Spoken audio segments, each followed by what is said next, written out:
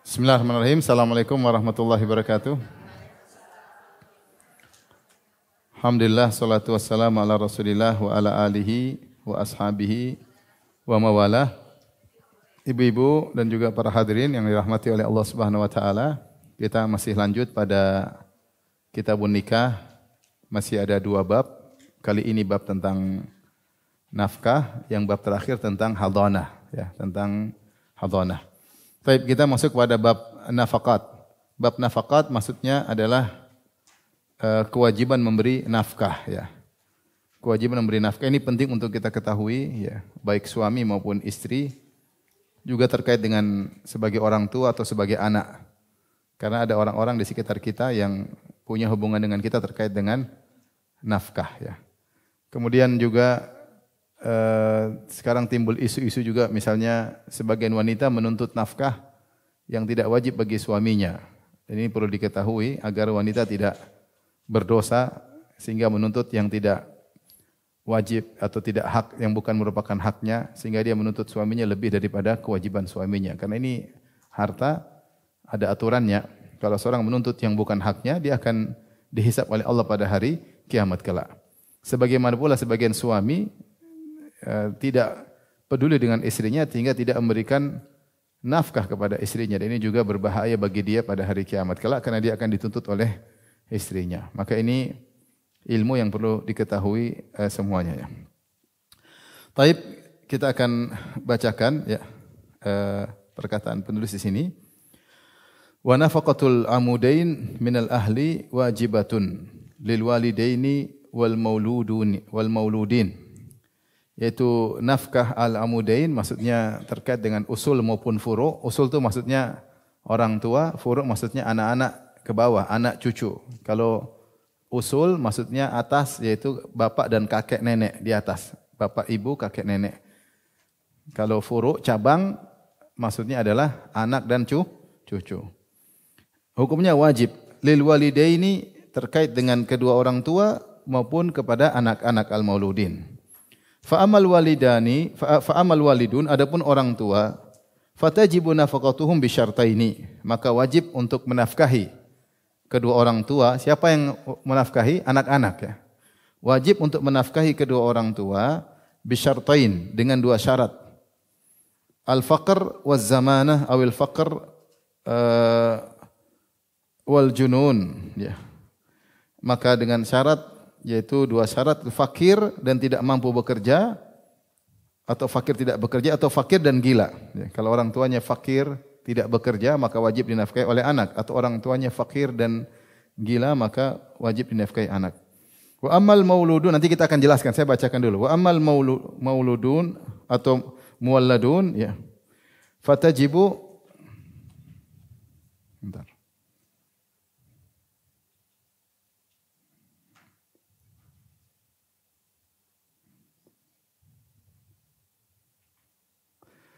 Fa ammal mauludun fatajibu nafaqatuhum bi 3 syara'id. Adapun anak-anak maka wajib dinafkahi dengan 3 syarat. Al-faqr was sigar, yaitu kalau dia miskin dan kecil, awil faqr was zamana, atau dia miskin dan dia tidak mampu bekerja, awil faqr wal junun, atau dia fakir dan dia gila. Kemudian wa nafaqatur raqiq wal bahaim wajibah. Demikian juga wajib bagi seorang untuk menafkahi budaknya, menafkahi hewan-hewan miliknya. Wala yukallafuna minal amali ma la yutiqun, dan tidak boleh budak atau hewan dibebani dengan pekerjaan yang mereka tidak mampu. Baru setelah itu penulis menjelaskan tentang istri. Wa nafaqatu zaujatil mumakkanati min nafsiha wajibah. Kalau istri membolehkan suaminya untuk menggaulinya, maka istri seperti ini wajib untuk dinafkahi. Wa hiya muqaddaratun, dan ada kadarnya. Fa in kana zauju musiran, kalau suaminya lapang atau kaya, fa muddani min ghalibi qutiha, maka 2 mud, nanti akan kita jelaskan, dari makanan pokok negerinya. Wa yajibu minal udmi wal kiswati ma jarat bihil adah. Demikian juga terkait dengan lauknya dan pakaian sesuai dengan tradisi. Wa in kana mu'siran fa muddun min ghalibi qutil balad. Adapun jika suami miskin atau susah, susah, maka miskin, maka dia cuma wajib 1 mud dari makanan penduduk tersebut. Wa ma ya'tadimu bihil mu'sirun wa yaksunahu. Demikian juga lauk yang biasa dimakan oleh orang-orang miskin dan pakaian juga sesuai dengan kemampuan orang miskin. Wa in kana mutawassitan, adapun suaminya jika ekonominya sedang, famuddun wa nisf, maka makanannya 1,5 mud. Wa minal udmi wal kiswati al wasat, demikian juga terkait dengan lauk dan pakaian yang sedang. Wa in kanat mimman yukhdamu mithluha, kalau ternyata istrinya adalah model wanita yang biasa butuh pembantu, fa alaihi ikhdamuha, maka wajib bagi suami untuk menyiapkan pembantu bagi istrinya. Wa in a'sara binafaqatiha falaha faskhun nikah, kalau ternyata suaminya tidak mampu memberi nafkah, maka istri boleh meminta untuk nikahnya dibatalkan. Wa kadzalika in a'sara bis sadaqi qabla ad-dukhul, demikian juga jika sang suami ternyata tidak mampu bayar mahar sebelum menggauli istrinya. Taib, ini yang disampaikan dalam kitab. Sekarang kita jelaskan. Perhatikan ibu-ibu, secara sederhana nafkah bisa kita bagi menjadi 5 model. Ya, pertama, perhatikan ibu-ibu, nafkah seorang untuk dirinya sendiri. Jadi seorang wajib menafkahi dirinya sendiri. Ya. Kemudian yang kedua, nafkah orang tua terhadap anak. Orang tua wajib menafkahi apa? Anak. Yang ketiga, nafkah anak kepada orang tua. Yang keempat, ini yang pembahasan kita utama, nafkah suami terhadap apa? Istri. Yang kelima, nafkah lain-lain seperti kepada hewan, kepada tumbuhan dan juga kepada budak ya, kalau zaman dulu. Budak juga harus dinafkahi. Hewan dipelihara harus dinafkahi. Punya tumbuhan harus dinafkahi. Ini secara umum nafkah yang berlaku di sekitar kita ini terkait dengan 5 model nafkah. Yang pertama terhadap diri sendiri. Yang kedua nafkah orang tua kepada anak. Yang ketiga nafkah anak kepada orang tua. Yang keempat nafkah suami terhadap istri. Yang kelima nafkah lain-lain, itu ada budak, ada hewan, ada tumbuhan. Faham ibu? Baik. Sekarang kita mulai nafkah seorang untuk dirinya. Ya, dalam satu hadis saya bacakan. Jadi seorang harus nafkahi dirinya dulu sebelum yang lain. Ya, jangan dia kasih makan orang sementara dia sendiri tidak makan. Maka yang paling utama dia menafkahi dirinya karena dirinya adalah kewajibannya. Saya bacakan hadisnya. Dalam hadis Jabir, a'taqa rajulun min bani Uzrah abdan lahu an dubur. Ada seorang sahabat, dia memerdekakan budaknya. Dia punya budak. Dia bilang, kalau saya meninggal, kau merdeka. Kalau saya meninggal, kau merdeka. Namanya anduburin. Yaitu kalau saya meninggal, kau merdeka. Maka hal ini sampai kepada Rasulullah. Rasulullah SAW bertanya, ya, alaka malun ghairuhu, kau punya harta lain enggak selain budak ini? Faqala la, saya tidak punya harta kecuali budak ini. Maka Rasulullah bilang, man yashtarihi minni, siapa yang membeli budak ini dariku? Fashtarahu Nu'aim bin Abdullah al-Adawi bi 800 dirham. Akhirnya budak itu dibeli oleh seorang namanya Nu'aim bin Abdullah dengan 800 dirham. Faja'a biha Rasulullah sallallahu fadafa ilaihi. Kemudian Rasulullah sallallahu ambil uang tersebut, Rasulullah kasih kepada orang ini. Rasulullah sallallahu berkata, perhatikan di sini, ibda binafsik. Hendaknya mulailah atas dirimu dulu. Ya, fatasaddaq 'alaiha, bersedekahlah untuk dirimu, ya. Baru setelah itu fa in fadula syai'un fali ahlik. Kalau ada kelebihan maka baru untuk keluargamu. Fa in fadula an ahlika syai'un falidhi qarabati. Kalau masih lebih lagi keluargamu itu anak istrimu masih lebih, baru kepada kerabatmu. Fa hakadha wa hakadha, dan seterusnya dan seterusnya. Jadi ini dalil bahwasanya nafkah itu ada urutannya. Urutan pertama buat diri sendiri. Kalau masih lebih baru keluar anak dan istri. Kalau masih lebih baru kepada kerabat, orang tua, kakak, adik, nanti ada urutannya. Tapi yang pertama adalah untuk diri sendiri. Ya. Faham ibu? Baik. Jadi menunjukkan bahwasanya karena jiwa ini harus dijaga. Seorang tidak boleh bunuh dirinya. Bunuh diri hukumnya dosa besar. Seorang tidak boleh merusak dirinya, nggak boleh. Kalau dia misalnya mengkonsumsi hal-hal yang merusak dirinya, maka hukumnya haram. Di antaranya dia membiarkan dirinya mati kemudian dikasih nafkah ke orang lain, maka nggak boleh. Maka yang pertama dia nafkah adalah dirinya sendiri. Maka ini dalil bahwasanya kalau seorang menafkahi dirinya dia berpahala. Misalnya ada seorang kelaparan, ya beli makanan. Jangan karena pelit dia tidak beli apa? Makanan. Atau dia sakit, maka dia berobat. Dan dia berobat bayar berpahala enggak? Berpahala, karena itu nafkah untuk dirinya. Dia harus jaga dirinya. Maksudnya kita tuh kalau kita niatkan semuanya karena ibadah mudah. Sakit saya berobat, saya bayar, ya saya kan nafkah diri saya.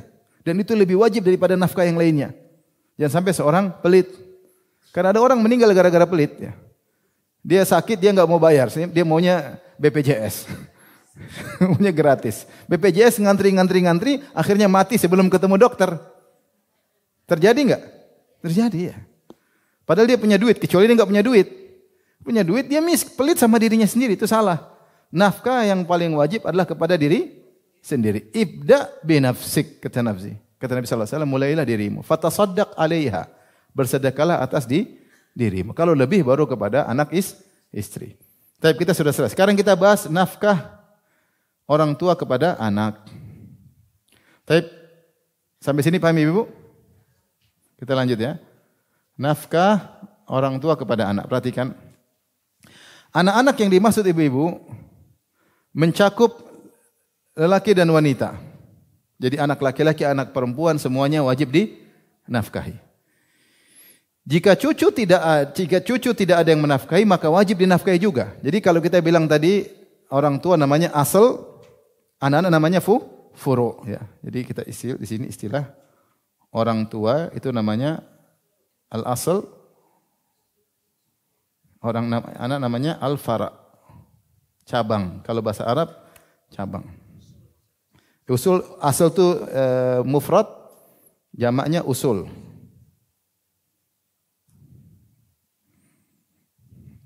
Asal ini mufrad, jamaknya usul, fara jamaknya furu. Nah, asal punya kewajiban menafkahi apa? Fara. Ini orang tua. Nah, kalau kita punya cucu, perhatikan ini, kewajiban kita menafkahi bukan cuma anak kandung kita aja. Kalau ternyata kita punya cucu dia miskin, orang tuanya tidak mau menafkahi. Anak kita ternyata miskin. Atau orang tuanya meninggal, kita punya cucu. Siapa yang wajib menafkahi cucu? Kita. Jadi jika cucu tidak ada yang menafkahi, maka wajib dinafkahi. Paham? Jadi furu anak maupun cucu. Paham Ibu? Yang kedua, kewajiban pertama adalah kepada ayah. Ayah yang wajib. Jika ayah tidak mampu, maka kakek. Misalnya ayah enggak mau menafkahi anak, maka lari kepada kakek. Kakek wajib menafkahi dan selanjutnya. Adapun dalil tentang kewajiban, Allah berfirman, fa in arda'na lakum fa'atuhunna ujurahunna. Jika istri-istri kalian menyusui anak-anak kalian, maka berikanlah ganjaran kepada istri-istri kalian, upah. Artinya anak-anak kalau disusui sama orang aja, sama ibu kandungnya sama orang lain, boleh dikasih upah ya. Berarti apalagi anaknya itu sendiri, yang nyusuin anak aja boleh dikasih upah, apalagi anaknya, berarti anaknya itu tanggung jawab dia.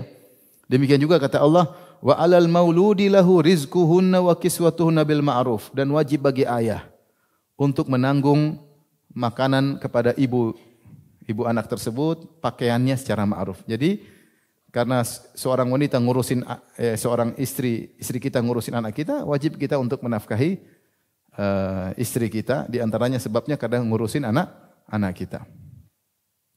Demikian dalam kisah Hind bintu Utbah. Jadi Hind bintu Utbah ini istrinya Abu Sufyan, ya. Dia datang kepada Nabi SAW, kemudian dia protes kepada Nabi karena suaminya pelit, ya. Karena suaminya pelit. Coba buka halaman 412 di catatan kaki, 412 di catatan kaki nomor 2 paling bawah. Hindun bintu Utbah berkata, "Ya Rasulullah, inna Abu Sufyan rajulun syahih." Wahai Rasulullah, sungguhnya Abu Sufyan itu adalah laki yang pelit. Di bagian halaman 412 bagian bawah ya. 412. Sungguhnya Abu Sufyan adalah seorang yang pelit. Dia tidak memberiku perbekalan atau nafkah yang mencukupiku dan anakku, kecuali jika saya mengambil diam-diam. Dia tidak tahu. Boleh atau tidak? Maka Rasulullah mengatakan, "Khudhi ma yakfiki wa baniki bil ma'ruf." Kata Nabi, silakan ambil dari suamimu yang cukup buat kamu dan anak-anakmu. Perhatikan, jadi kalau ada suami pelit, terus tidak kasih nafkah yang cukup, ibu sudah kurus kerempeng, tidak makan-makan, anak-anak juga, uang SPP nggak ada yang bayar, boleh ambil dari suami nggak? Boleh, tapi secukupnya. Meskipun dia tidak tahu. Nggak boleh ambil untuk beli emas, nggak boleh. Ini hanya jika suami tidak memberi kecukupan. Kalau suami sudah beri kecukupan, tetap ngambil, itu namanya nggak boleh. Ya, jangan sampai salah paham tentang hadis ini. Hadis ini berlaku jika suami tidak memberi kecukupan. Maka boleh seorang istri mengambil secukupnya, tidak boleh berlebihan. Tapi kalau suami sudah memberi keperluan sudah cukup, maka tidak boleh dia ambil kecuali memberitahu suaminya karena itu harta milik suami bukan harta dia. Baik, adapun syarat-syarat wajib menafkahi anak, perhatikan. Pertama, orang tua dalam kondisi lapang, yaitu kemampuan untuk menafkahi dirinya dan istrinya sehari semalam. Ya. Jadi ini dalil bahwasanya istri lebih utama untuk dinafkahi daripada anak. Karena istri ketika dinikahi ada aturannya ya, dia melayani dan macam-macam. Maka kalau orang tua punya istilahnya makanan cuma 2 ya berarti dia buat apa istrinya. Anaknya yang tanggung orang lain. Misalnya dia tidak mampu. Ya, istri lebih dahulu daripada anak. Tapi kalau dia punya makanan lebih, buat dia cukup, buat istrinya cukup, maka wajib dia menafkahi apa? Anaknya. Ini yang pertama, orang tua mampu. Yang kedua, anak dalam kondisi miskin. Dalam kondisi miskin, disertai salah satu dari 3 sifat berikut. Bukan sekedar miskin aja, tapi dia miskin masih kecil misalnya. Dia miskin kecil. Ya. Kalau ternyata dia kaya, meskipun kecil dia kaya, tidak wajib. Dia udah kaya misalnya. Kemudian miskin atau dia miskin tidak mampu bekerja. Kalau dia miskin tapi mampu bekerja, tidak wajib. Kalau anaknya miskin tapi masih kecil. Adapun kalau sudah balik maka tidak wajib. Dia bisa kerja sendiri. Kalau kita punya anak sudah balik, tubuhnya kuat, wajib kita nafkahi? Tidak. Tidak. Kecuali dia kecil karena tidak bisa cari uang. Atau dia memang sudah besar tapi tidak mampu bekerja. Atau dia gila. Atau dia gila. Maksud saya ibu-ibu, ini peringatan kepada kita. Dalam fikih Islami, anak tidak selalu dinafkahi oleh orang tuanya. Saya sering sampaikan kepada anak-anak ABG, anak-anak Gen Z ya. Bahwasanya orang tua kita terlalu baik. Kita dinafkahi sampai kita kuliah. Padahal dalam Islam kalau kita sudah dewasa, bukan tanggungan siapa orang tua. Kecuali kita enggak mampu kerja. Tapi kalau kita sudah mau bekerja, itu bukan tanggungan orang tua. Namun sekarang kita tahu bahwasanya orang tua sangat baik sehingga kita ditanggung nafkahnya sampai sekolah, sampai mereka jual sawah, sampai mereka jual harta mereka untuk kita sekolah. Setelah itu ketika seorang sudah berhasil, dia lupa sama orang tuanya. Padahal orang tuanya berbuat baik lebih daripada kewajiban. Ya, maka jangan sampai seorang menuntut yang lebih dari orang tuanya. Makanya ketika seorang anak sudah dewasa dia tahu lebih daripada ini adalah kebaikan orang tuanya. Itu orang tuanya sudah baik sejak awal. Tapi tidak wajib bagi orang tuanya untuk menafkahi dia setelah dia balik dan mampu bekerja. Kecuali tadi dia masih kecil atau dia tidak mau bekerja karena punya kekurangan atau sudah ngelamar sana sini tidak mampu atau dia gila, ya ini baru wajib bagi orang tua. Ada satu pengecualian kata ulama, kecuali dia nutut ilmu agama. Kalau dia nutut ilmu agama, yaitu ilmu terkait dengan kewajiban dia, maka harus dinafkahi. Adapun kalau ilmu dunia, misalnya ilmu yang bukan fardu ain, maka tidak wajib. Kalau dia menuntut ilmu yang fardu ain, maka orang tua tetap wajib menafkahi. Jadi ngerti kita kalau anak kita sudah bisa kerja, kita enggak wajib nafkahi. Atau badannya sehat, yang mencari kerja sendirilah. Secara kewajiban tidak wajib lagi. Taib yang keempat, perhatikan. Ukuran nafkah sesuai kebutuhan anak dan juga sesuai dengan kemampuan orang tua. Ya. Kemampuan kebutuhan anak, ya. Apa yang dia butuhkan kita beri dan sesuai kemampuan orang tua. Kemudian yang kelima, nafkah ini bersifat tamkin, yaitu memudahkan. Bukan tamlik, bukan kepemilikan. kecuali ada keputusan hakim. Maksudnya apa bedanya tamkin dengan tamlik? Tamkin itu maksudnya kita boleh ajak dia makan, ya. Ajak dia makan, kita membiarkan dia untuk makan bersama kita. Tetapi bukan hutang bagi anak. Bukan hutang bagi anak. Beda nanti kalau suami sama istri. Kalau suami sama istri misalnya, 1 bulan suami tidak nafkahi istri, istri cari makan sendiri, itu hutang. Maka namanya tamlik, karena ketika dia menafkahi istri adalah untuk kepemilikan. Jadi kalau suami tidak menafkahi istri selama sebulan, istri boleh nuntut.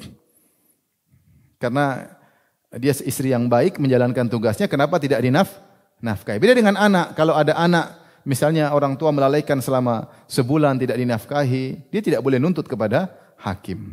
Karena hukum asalnya seorang orang tua kepada anak adalah karena hubungan kekerabatan, karena berbuat baik kepada anak, tapi bukan tamlik, bukan kepemilikan, tapi namanya tamkin. Itu bedanya tamkin sama tamlik. Kalau tamkin yaitu silakan makan barang saya, tapi ini bukan hak kamu. Bukan maksudnya kalau saya tidak kasih berarti saya bayar hutang sama kamu. Beda suami istri. Kalau suami istri, suami tidak kasih nafkah, maka jadi hutang atas dia. Hutang. Baik. Ada yang bertanya terkait ini yang pertama?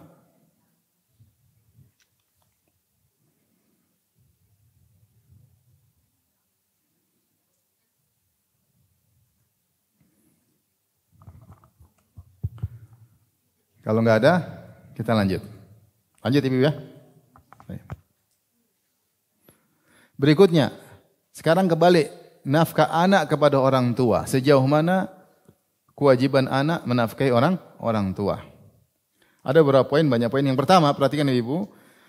Orang tua yang dinafkahi mencakup ayah dan ibu kandung. Demikian juga kakek nenek dari ayah atau ibu jika mereka tidak mampu. Ini ingat. Jadi yang wajib kita nafkahi bukan kedua orang tua kita juga. Kalau ternyata ada nenek kita, kakek kita, enggak ada yang ngurusin. Mereka miskin, wajib bagi kita untuk menafkahi. Karena fara punya kewajiban menafkahi asal. Ya, sebagaimana tadi kita wajib menafkahi anak kita, kalau cucu kita juga miskin, wajib kita nafkahi cucu kita. Ya. Maka demikian sebaliknya, kita juga wajib menafkahi ya, orang tua. Kalau orang tua kita miskin, kita wajib nafkahi. Kalau kakek kita miskin, kita juga wajib nafkahi. Kakek nenek. Bisa jadi orang tua kita cukup atau orang tua kita miskin, kakek kita juga miskin. Maka semuanya wajib kita nafkahi. Baik. Berikutnya, kewajiban pertama adalah anak-anak langsung. Jika tidak mampu maka wajib kepada cucu. Orang tua nih, orang tua kita. Kalau ternyata kita miskin, enggak mampu menafkahi orang tua kita. Ternyata cucu kita kaya, anak kita kaya, berarti anak kita yang menafkahi apa? Kakeknya. Faham? Jadi fara kalau asal tidak mampu maka fara yang menafkahi. Kalau fara yang langsung yaitu anak tidak mampu maka turun ke cucu. Demikian. Karena ini terkadang dilalaikan. Ada orang tidak peduli dengan kakeknya, tidak peduli dengan apa? Neneknya. Dan ini mungkin terjadi. Misalnya, dia punya orang tua. Orang tuanya tidak mempedulikan kakek neneknya. Terjadi enggak? Terjadi. Padahal orang tuanya berkecukupan. Memang kewajiban yang pertama adalah kedua orang tuanya, tapi kedua orang tuanya tidak mau nafkahi kakek neneknya, enggak mau. Kita sebagai cucu yang punya kelebihan, harusnya kita nafkahi kakek dan nenek. Karena mereka asal kita, tanpa mereka kita enggak ada. Tanpa mereka orang tua kita enggak ada, tanpa orang tua kita pun tidak ada secara hukum sebab akibat. Maka banyak orang lalai, seakan-akan berlepas diri daripada kakek, nenek miskin, nenek dicuekin. Padahal kalau nenek miskin wajib bagi anaknya tidak mau nafkahi, wajib bagi cucunya. Cucunya tidak mau bagi cicitnya. Paham? Adapun dalil, adapun kewajiban menafkahi orang tua, Allah berfirman, "Wa sahibuhuma fid dunya ma'rufa." Pergaulilah kedua orang tua di dunia dengan cara yang baik. Allah juga berfirman, "Wa bil walidaini ihsana." Berbaktilah kepada kedua orang tua dengan sebakti-baktinya. Nabi bersabda, "Anta wa maluka li abik." Engkau dan dirimu adalah milik ayahmu. Engkau dan hartamu adalah milik ayahmu. Demikian juga Rasulullah SAW bersabda, "Inna atya ma akala rajul min kasbih." Sebaik-baik yang dimakan oleh seorang adalah hasil kerjaannya.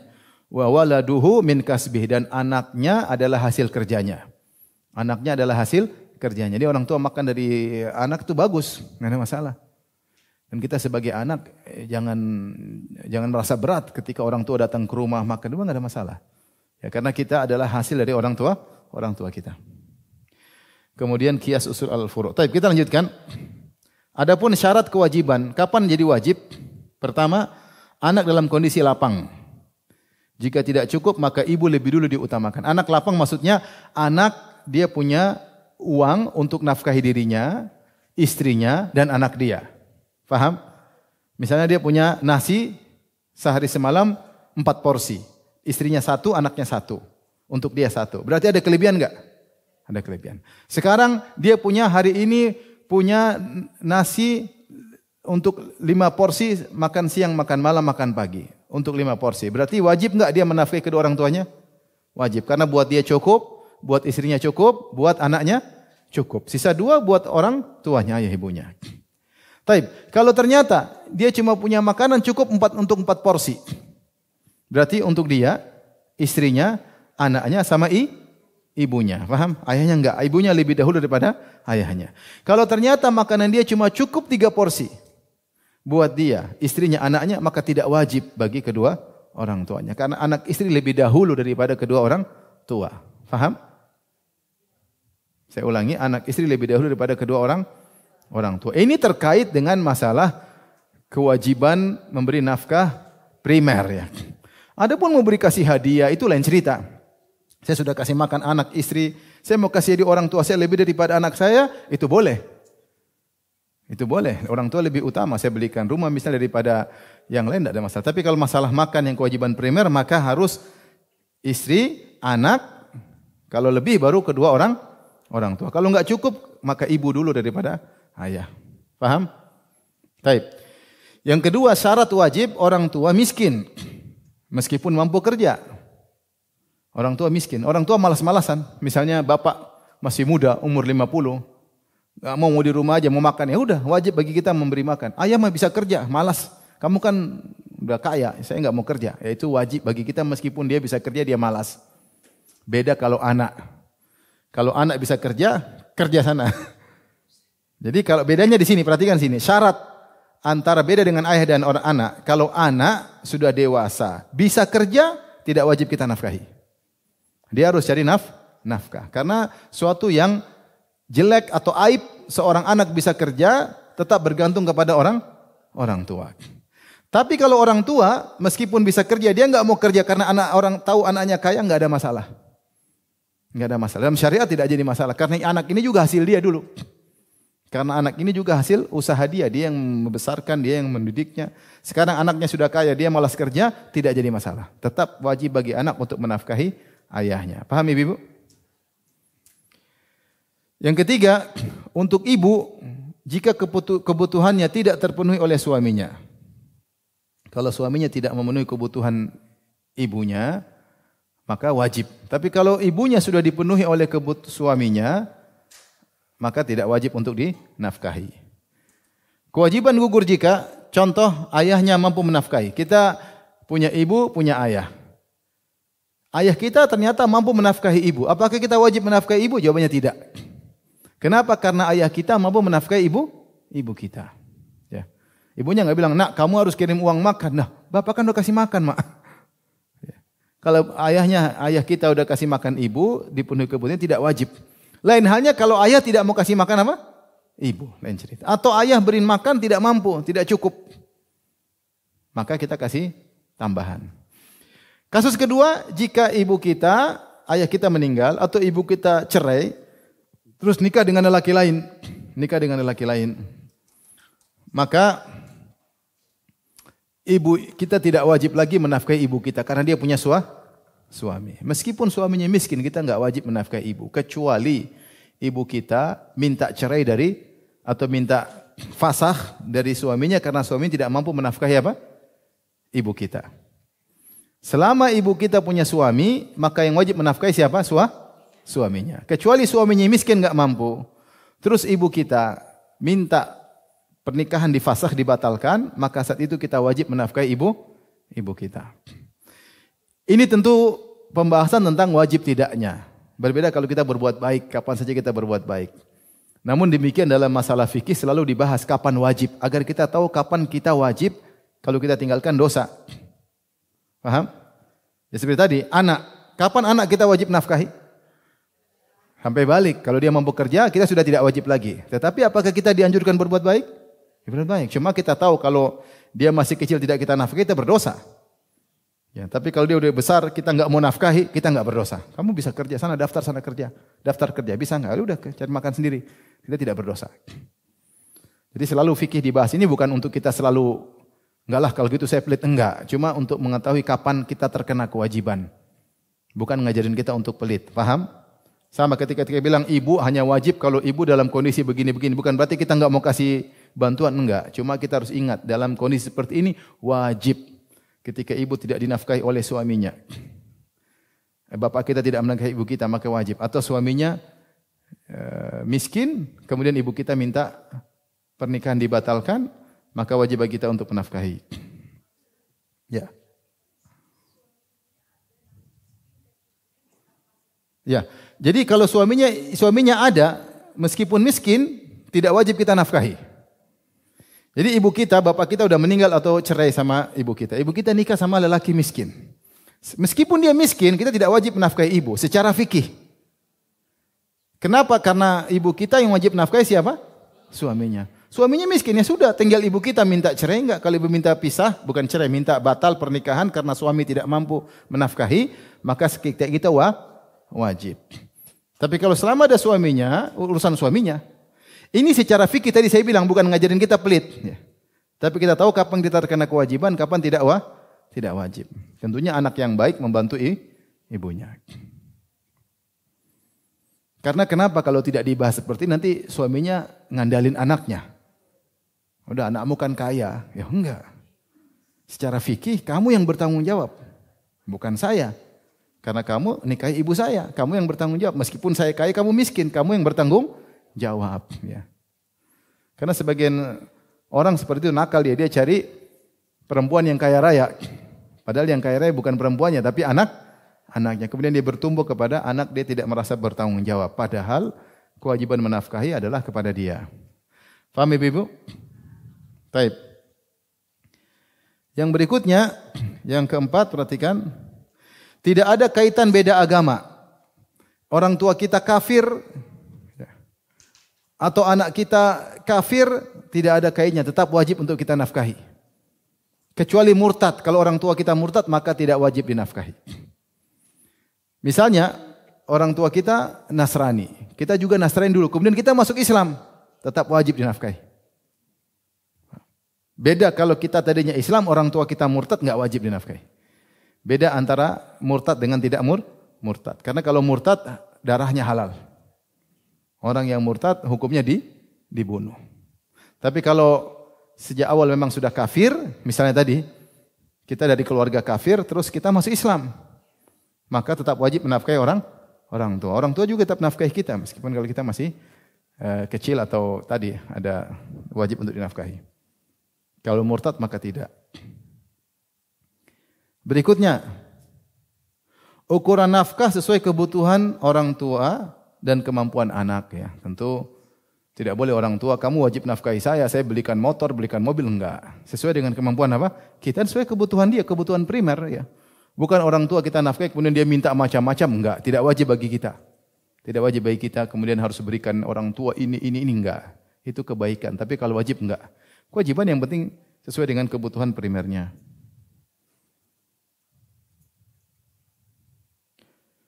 Kemudian tadi bersifat tamkin bukan tamlik. Ini sudah kita jelaskan tadi. Ini bukan kepemilikan, hanya sekedar memudahkan kebaikan anak terhadap orang tua.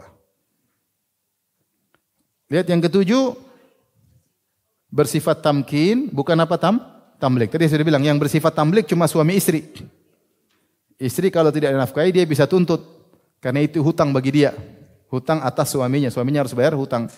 Tapi kalau anak sama orang tua sama anak, maka bukan hubungan kepemilikan, tapi sekedar membantu. Disebut tamkin, itu kau bisa makan dari sini, saya bisa makan dari kamu. Kecuali kalau hakim masuk, ada masalah kata hakim wajib bagi kau orang tua kasih makan anakmu setiap bulan sekian. Misalnya terjadi cerai, terus orang tua bilang, hakim bilang kau wajib menafkahi anakmu sebulan sekian, maka itu jadi tamlik. Kalau dia tidak bayar maka jadi hutang. Tapi selama tidak ada masalah, maka dia bukan tamlik, tapi dia tamkin. Saya ulangi lagi, tamkin itu hanya memudahkan makan atau menggunakan tapi tidak menjadi pemilikan. Bedanya kalau tamlik jadi hak.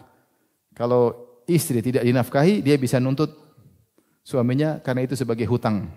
Suaminya untuk dibayar kepadanya.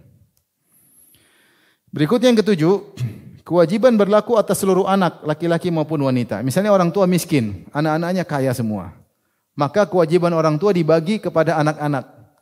Lelaki 2 kali lipat daripada perempuan. Bagi anak-anak yang mampu. Misalnya dia punya anak 10, yang mampu cuma 3, yang lain juga miskin semua. Maka 3 anak ini berserikat untuk menafkahi kedua orang tuanya. Di mana kewajiban lelaki 2 kali lipat daripada kewajiban anak perempuan. Dan terkadang wanita tidak mampu. Kenapa tidak mampu? Dia jadi istri orang. Tidak punya penghasilan. Maka dia tidak bisa menafkahi apa?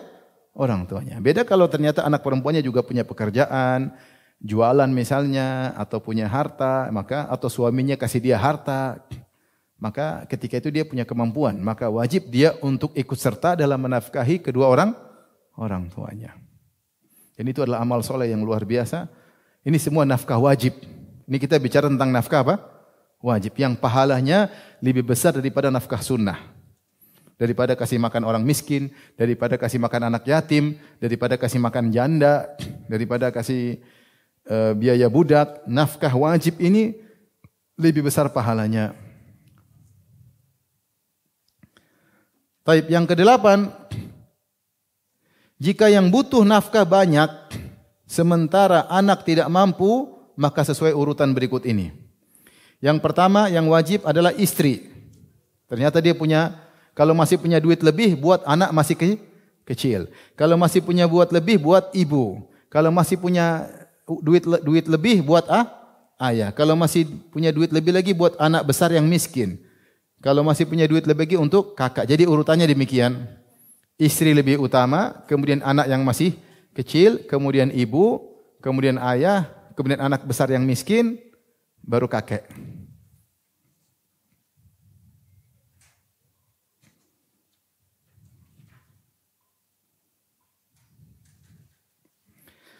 Paham Ibu?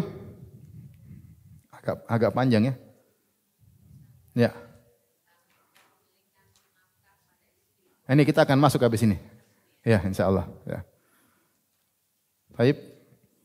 Paham Ibu? Nanti bisa diulang di YouTube ya. Ibu-ibu ingat belajar dapat pahala, nuntut ilmu apa? Adalah ibadah. Ibu mikir, pusing, insyaallah ada pahalanya. Ada pahalanya. Bertanya insya Allah ada pahalanya. Ikut ujian insya Allah ada pahalanya ya.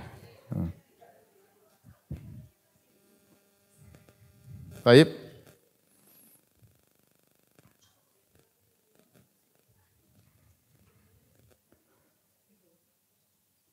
Baik, kita lanjut.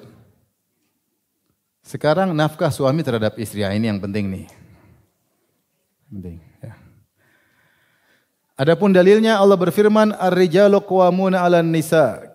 Ya, sungguhnya lelaki adalah pemimpin dalam keluarga. Ya.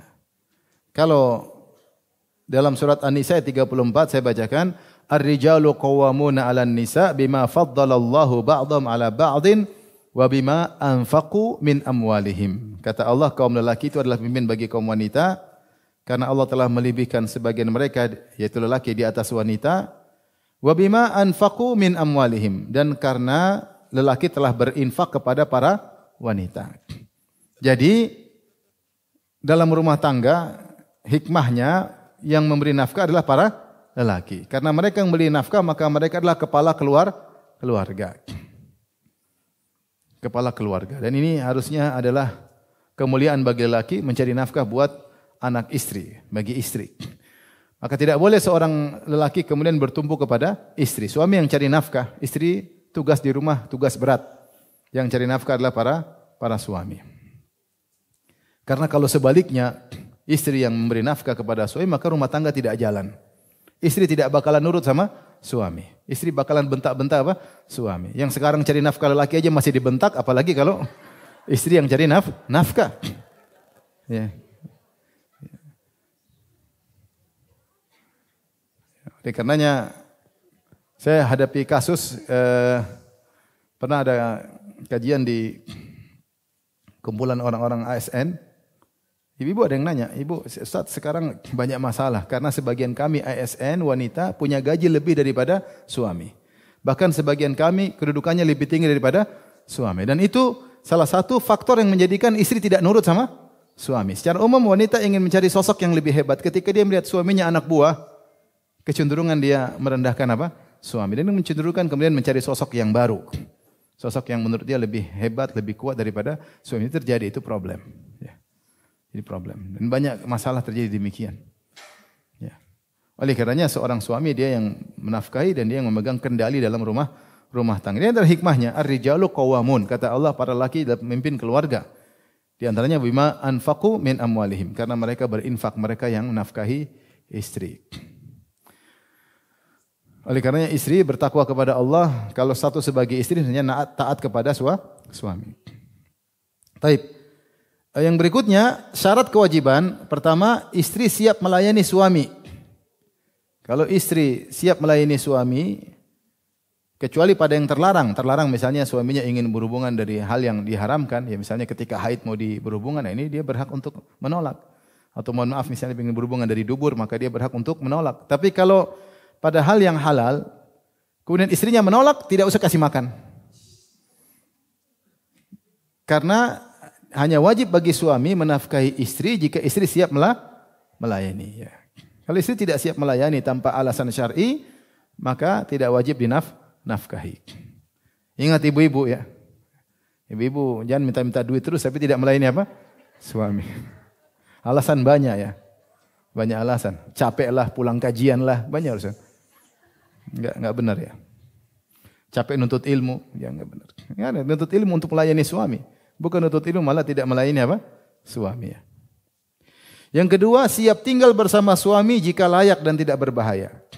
Kalau suami bilang, ayo tinggal di, misalnya tinggal di Solo atau tinggal di Tegal atau tinggal di Jogja, jangan tinggal Jakarta, Jakarta mahal, saya tidak bisa memenuhi kebutuhanmu, wajib bagi istri memenuhi. Kalau istrinya tidak memenuhi, maka jatuh kewajiban suami. Suami tidak wajib untuk menafkahi apa? Istri. Jadi syarat wanita dinafkahi tidak nusyuz, tidak membangkang. Kapan dia membangkang, maka tidak wajib untuk dinafkahi. Terutama pada hal-hal yang kita sebutkan tadi. Istri tidak mau melayani, enggak usah nafkahi. Ya. Kasihan ada sebagian suami cari kerja setengah mati sampai berbulan-bulan istrinya tidak memelayaninya. Dia enak aja makan sampai gemuk sama suaminya tidak dilayani. Suaminya kurus karena mikirin istrinya yang gemuk, suaminya kurus. Ini tidak boleh, tidak wajib dilayani. Disuruh tidak patuh, tidak wajib dilayani, membangkang. Taib. Berikutnya nafkah yang wajib ditunaikan sesuai kondisi suami. Sekarang apa tamlik? Ini bedanya. Tamlik. Ini wajib, kalau tidak dipenuhi maka istri boleh berhak minta gugatan, minta ganti rugi. Karena dia sudah melakukan kewajibannya sebagai istri. Wajib bagi suami untuk memenuhi nafkahnya. Perhatikan, suami bisa dibagi menjadi 3 model. Pertama suami kaya, yang kedua suami sedang, yang ketiga suami miskin.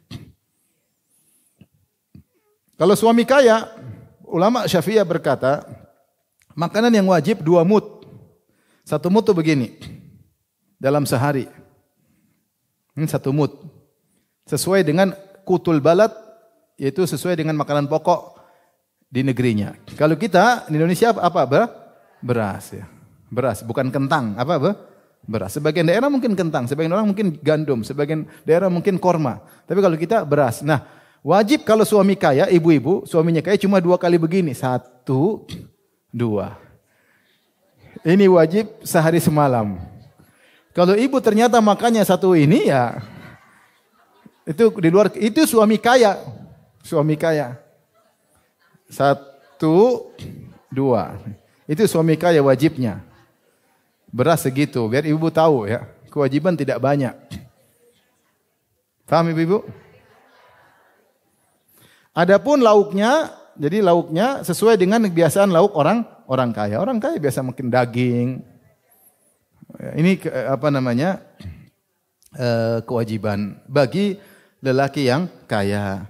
Adapun pakaian sesuai dengan wakiswatuhunna, ya. Rizquhunna wakiswatuhunna bil ma'ruf. Maka pakaian dan tempat tinggal mengikuti tradisi orang kaya. Orang kaya pakaian ya wajar, beda dengan mungkin pakaian orang miskin, pakaian ibu-ibu lebih bagus ya. Ya, kemudian tempat tinggal juga mungkin lebih bagus. Tapi kalau suaminya sedang, maka makanannya 1,5 mud. 1,5 mud itu 1,1. Dah. Sehari.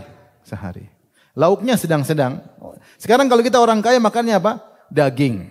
Orang miskin apa? Orang sedang makanya ikan mahal malah ya. Mungkin tempe, tahu. Ya, kalau orang miskin kerupuk, kecap. Ya. Suami miskin makanan pokok 1 mud. 1 mud cuma segini. Untuk makan 3 kali. Enggak, kamu gemuk salah sendiri ya. Suami tidak mampu, dia cuma miskin, maka dia cuma kewajiban makan 1 mud. Lauknya orang miskin sesuai dengan kemampuan dia. Pakaian yang wajar orang miskin. Tempat tinggal juga semampunya. Yang penting dia ada pakaian, dia ada tempat tinggal. Ini kewajiban nafkah. Ya. Adapun jadi ini menunjukkan bahwasanya kewajiban menafkahi istri sesuai dengan kondisi suami, bukan permintaan istri. Allah berfirman, liyunfik dzu sa'atin min sa'atih wa man qudira 'alaihi rizquhu falyunfik mimma atahullah. Hendaknya yang punya kelapangan menafkahkan dengan sesuai kelapangannya. Siapa yang rezekinya sempit, dia berikan sesuai kemampuannya. Misalnya ada istri orang kaya nikah sama orang miskin, ya dia harus ngikuti orang miskin tersebut. Siapa mau nikah sama suami yang miskin? Maka kebutuhan kewajiban suami sesuai dengan kemampuannya. Dalilnya Rasulullah bersabda, at'imuhunna mimma ta'kulun waksuhunna mimma taktasun. Kata Nabi, berilah makanan yang biasa kalian makan dan berilah pakaian sesuai dengan yang kalian pakai, yaitu kembali kepada kemampuan suami. Baik. Jika suami tidak bayar, maka bisa nuntut kepada pengadilan. Misalnya seorang suami, istrinya tidak dikasih makan sebulan. Dia boleh nuntut sama hakim, minta jatah dia selama sebulan. Nanti hakim menentukan ukurannya sekian-sekian, utang bagi suami. Perhatikan sini, jika istri makan sama suami, maka termasuk tamkin, bukan lagi tamlik. Kalau ternyata makan barang nggak bisa nuntut lagi. Ini kalau dia suaminya pergi, taruh makan terus pergi, taruh makan terus pergi. Maka ada ukurannya tadi, 2 mud, 1,5 mud, 1 mud. Tapi kalau makan bareng, udah nggak ada lagi. Yang penting istri udah kenyang, gemuk, selesai. Selesai. Ya, kalau suami baju banyak, ya selera masing-masing ya. Tapi maksud saya, kalau suami istri sudah berkecukupan, udah selesai. Tidak ada menuntut karena kita makan bersama. Ya. Tapi ini terjadi kalau apa? Kalau suami kaya, ternyata dia kasih sedikit. Nah, istri bisa nuntut, kamu kaya kok, kenapa kasih makan saya cuma 1 mud? Harusnya 2 mud. Baik. Yang kedua masalah pembantu. Bagaimana pembantu? Kata para ulama, kalau wanita ini memang adalah dari keluarga yang biasa ada pembantunya, maka suami harus menyiapkan pembantu. Sesuai dengan kemampuan dia tentunya. Ya, sesuai dengan kemampuan dia. Lain halnya jika dari keluarga yang tidak biasa ada pembantu, maka tidak wajib kasih pembantu. Ini sudah dibahas sejak zaman dahulu. Ya. Tadi dalam buku Matan Abi Syuja tadi kita sudah baca, wajib bagi suami untuk memberi pembantu kepada istrinya jika mampu. Ya. Kata beliau, wa in kanat mimman yukhdamu mithluha fa alaihi ikhdamuha. Kalau sang wanita memang termasuk dari model wanita yang dilayani, dari keluarga yang terkenal harus ada pembantu di rumah, maka wajib bagi suami untuk menyediakan apa? Pembantu. Ya. Tapi jangan sok. Jadinya dari orang miskin sekarang minta pembantu wajib. Nah, kok dari bapakmu aja enggak punya pembantu, ibumu juga enggak ada pembantu, terus kau minta pembantu tidak wajib. Tapi dari keluarga yang kita tahu memang ada pembantu melayaninya, maka seorang suami kalau dia menikahi maka ada konsekuensi. Dia berusaha menyediakan juga pembantu jika dia mampu tentunya. Nah, kita masuk pada pembahasan apakah dapat wajib uang bulanan? Jawabannya tidak. Di sini kita tahu bahwasanya seorang suami tidak wajib kasih uang jajan sama istrinya, enggak wajib. Enggak ada wajib. Sama enggak wajib juga belikan tas. Tas mahal-mahal enggak. Sepatu mahal-mahal enggak. Itu kebaikan suami, enggak boleh nuntut ya. Enggak boleh nuntut ya. Ya. Ingat semampunya itu kebaikan apa suami ya. Kalau beli tas mahal-mahal enggak lah, enggak. Ya semampu yang wajar. Adapun lebih daripada kewajaran maka tidak wajib. Tidak wajib. Tidak wajib bagi seorang suami istri harus jalan-jalan tiap bulan kemana tiap tahun, tidak wajib. Itu kebaikan suami.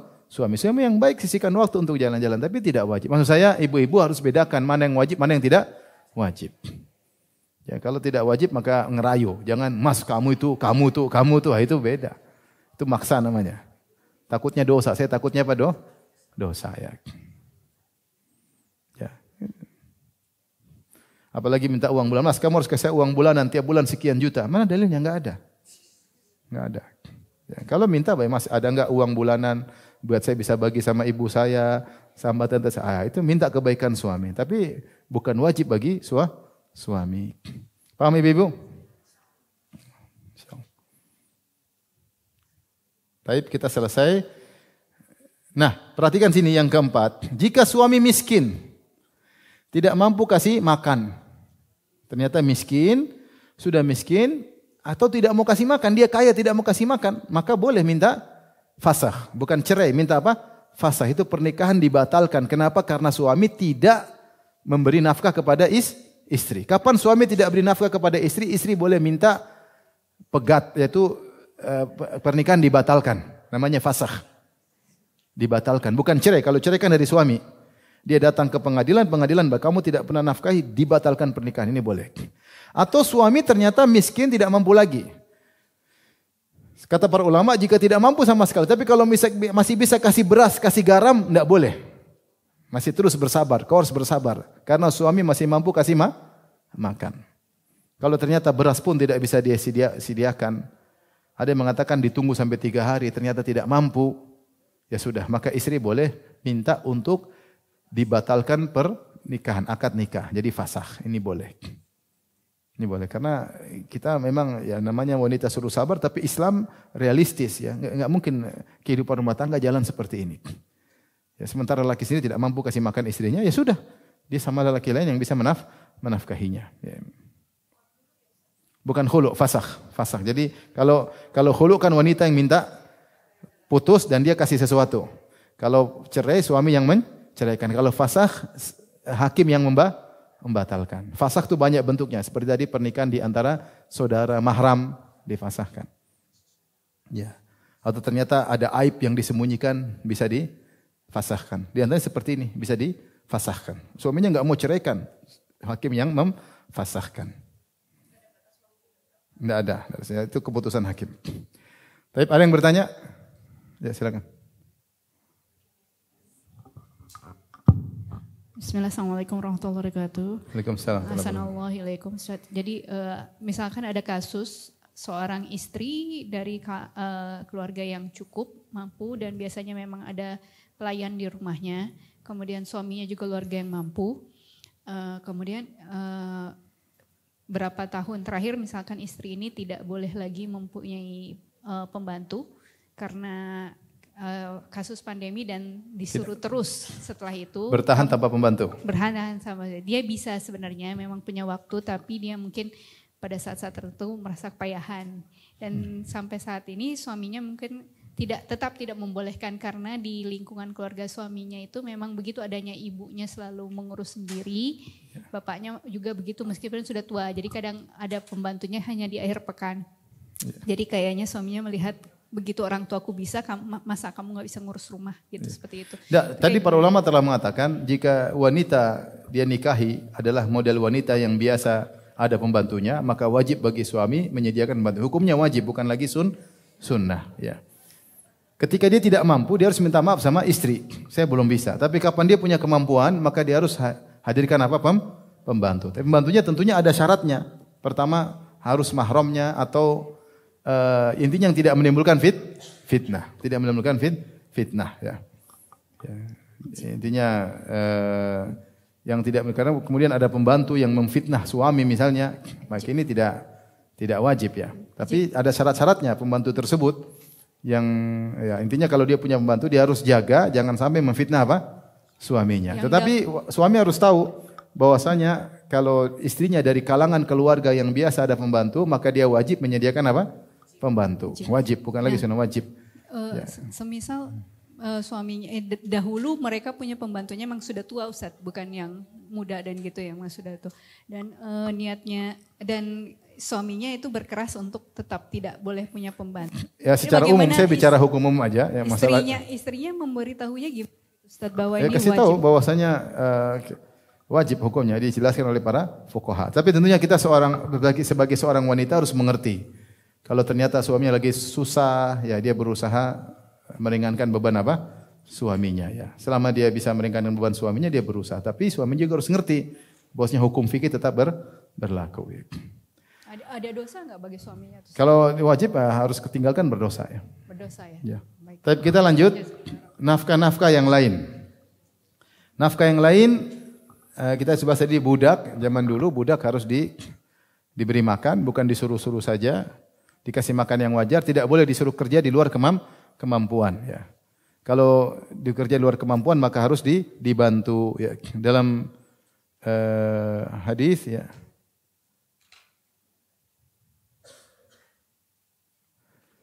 Rasulullah SAW mengatakan ikhwanukum khawalukum, budak-budak kalian adalah pembantu-pembantu kalian.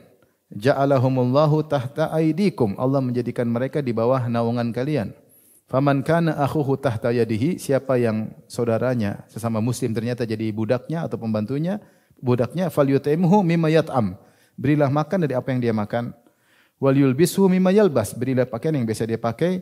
Wala tukallifuhum bima yaglibuhum, jangan membebani mereka dengan pekerjaan yang mereka tidak mampu.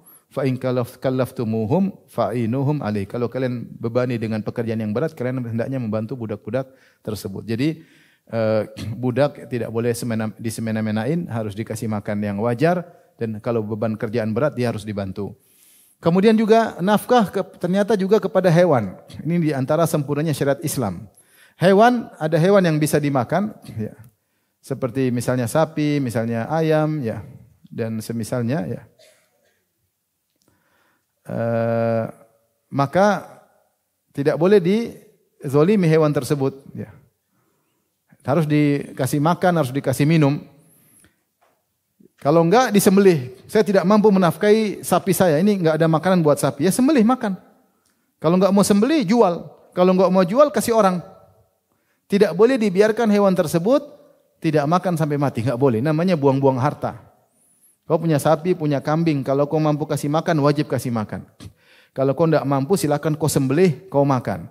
Kalau kau tidak mau sembelih, kau jual sama orang. Kalau kau mau jual, kasih orang. Yang penting jangan sampai hewan ini terbengkalai, akhirnya mati tanpa ada faedah, dosa. Paham? Maksudnya Islam sampai seperti itu. Kemudian juga hewan ini tidak boleh dibebani lebih daripada kemampuan. Punya sapi, dibajak, suruh bajak sawah tapi berlebihan, dia enggak kuat. Ya, maka ini tidak boleh. Yang kedua, tidak bisa dimakan tapi dimuliakan. Ya, sama seperti kucing, ya. Kemudian ada misalnya anjing pemburu, dia ada manfaatnya. Anjing penjaga, ini haram dimakan tapi dimuliakan, ya, karena dia ada tugasnya. Himar untuk keledai tidak boleh dikerjakan lebih dari kemampuan. Maka hewan-hewan seperti ini sama, tidak boleh dibiarkan susah sampai mati, ini hukumnya haram. Bahkan dalam satu hadis ada seorang wanita dakhalat imra'atun nara fi hiratin habasata hatta matat. Ada seorang wanita masuk neraka gara-gara seekor kucing yang dia kekang sampai meninggal, sampai mati tidak dikasih makan, ya. La hiya at'amatha, dia tidak kasih makan kucing tersebut, wala tarakatha hatta ta'kula min khusyashil ard, tidak dibiarkan cari makan sendiri. Maka ini tidak boleh. Hewan seperti ini dipelihara. Kalau enggak bisa lepaskan, biar cari makan sendiri. Hati-hati yang punya pelihara kucing, kalau enggak bisa kasih makan kucing lepasin. Kalau bisa kasih makan muliakan, tidak apa-apa. Tapi tentunya tidak boleh berlebih-lebihan kasih makan kucing, ya. Sampai biaya kucing 1 bulan 20 juta. Ini kucingnya enggak bahlul, yang bahlul yang punya kucing. Kasih makan anak yatim kucing urusan sampai 20 juta. Ini tasyabuh dengan orang-orang kafir, ya. Islam wajar-wajar saja. Kucing saya biayanya sampai berlebihan, enggak. Itu namanya israf, berlebihan. Jadi kita sayang kucing oke. Tapi kalau berlebihan sampai biayanya mahal sampai ini, perawatan melebihi dari perawatan istri, ya Allah. Istri ke salon murahan, kucing ke salon mahalan. Enggak boleh, ini berlebihan. Adapun hewan yang tidak dimuliakan, ya ini dibunuh juga enggak apa-apa. Seperti anjing yang berbahaya ya dibunuh juga enggak masalah. Ini tidak jadi masalah. Jadi kemudian kepada tumbuhan sama, tumbuhan kalau mau dirawat supaya berbuah dirawat dengan baik. Ya. Kalau enggak maka jangan dibiarkan akhirnya mati padahal kita mampu untuk merawatnya. Ya, kecuali kita memang ingin tebang, tanahnya untuk dimanfaatkan enggak ada masalah. Kita biarkan rusak karena kita ingin tebang. Tapi kalau kita memang pelihara ya rawat dengan baik. Ya, rawat dengan baik. Kalau enggak jual sama orang atau kita kasihkan ke orang. Tapi demikian saja. Ibu dirahmati Allah Subhanahu wa taala, apa yang bisa sampaikan tentang masalah nafkah. Demikian saja. Kita lanjutkan insyaallah pertemuan berikutnya. Wabillahi taufiq hidayah. Assalamualaikum warahmatullahi wabarakatuh.